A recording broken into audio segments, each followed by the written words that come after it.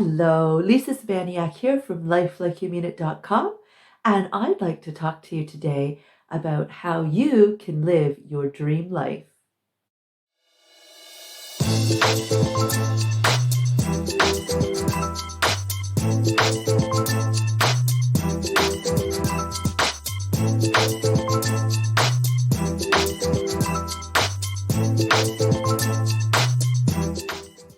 Okay, so our first step is about being true to yourself.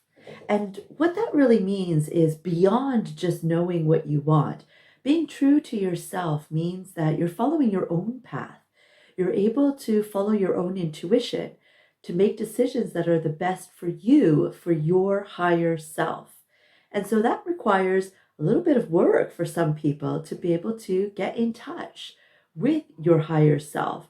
Start to learn more about you, what it is that you want, not what society tells you should be doing, or what, your husband or your boyfriend or your parents or other people are telling you what is expected of you, what it is that is right for you.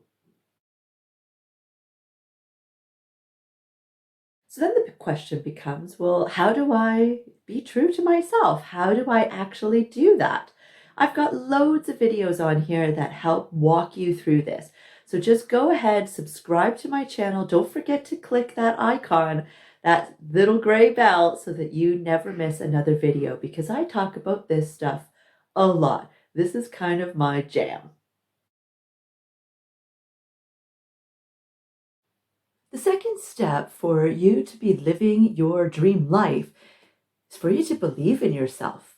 This kind of goes hand in hand. Once you start practicing things like meditation and learning how to really love yourself and really recognize what is best for you in any given situation, following your instincts, it starts to become a little bit more natural for you to believe in yourself. But I'm not just talking about, believing that, okay, yeah, I should be able to do this because I've done something similar before. I'm talking a much deeper belief in yourself to know that you can't go wrong. You can't make the wrong decision, because if you did end up stepping slightly off of your path from a decision that you made, you will always be given the opportunity to step back on.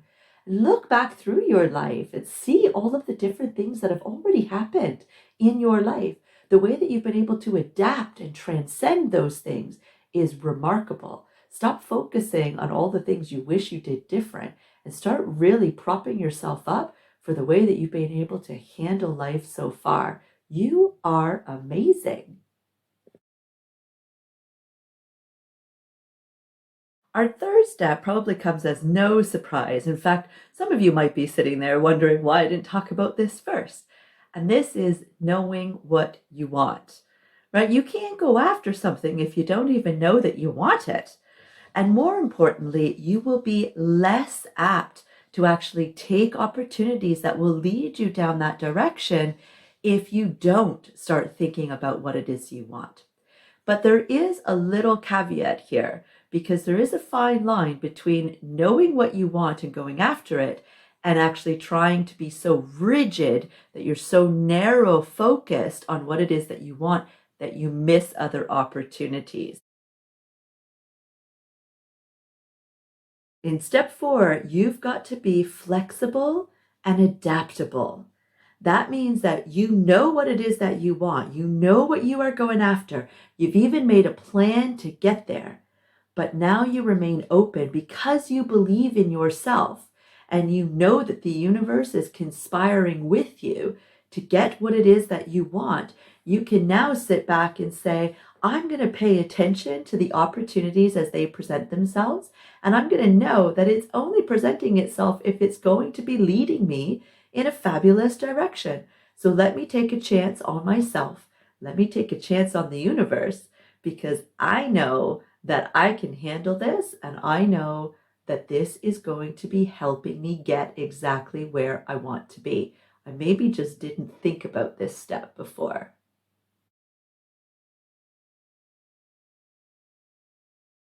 And that really ties in our very last step, step number 5, which is you being willing to go for it, right? You know what you want. You believe in yourself. You're not listening to other people and society and what everybody else says that you should be doing. You're following your gut.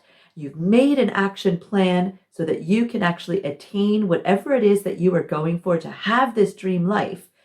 And now you are surrendering the need to control it. So this is a really fine line, and it really is going to be very different for everybody. But really what's key is for you to develop habits for yourself that you can really be checking in at every stage here so that you can recognize when you start to cross that line, when you start to realize, I might be actually trying to be so fixated on something that I'm actually controlling the outcome. And let's face it, folks, the only people that or things that we have any control over whatsoever is ourselves. So take the time to establish good habits so that you can check in with yourself on a regular basis. Make sure that you are still doing what is right for you, that you are following your intuition, and that you are being flexible and adaptable while at the same time working hard for what it is that you want. And again, I've got loads of videos on here that tells you absolutely everything that you need to know to be able to do these in a very successful way. So go on over and have a look.